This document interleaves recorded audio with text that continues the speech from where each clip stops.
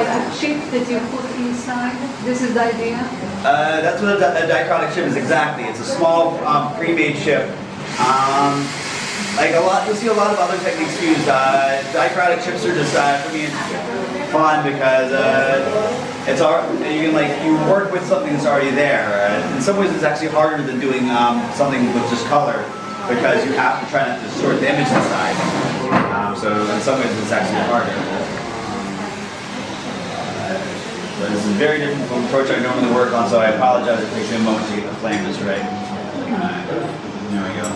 So now I'm taking this other piece to put on the back side. Does it make any harm for us to look at the flame?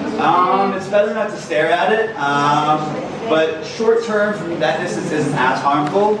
But I'm in front of the torch like this a couple hours a day. So often? Huh? So often? Beside you? Huh? So often? Yeah, I guess.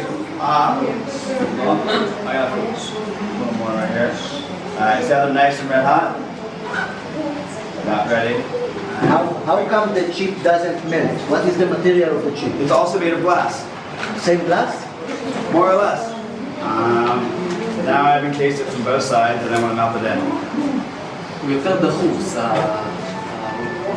זהו שהשיפוט טיפה יותר דחוס.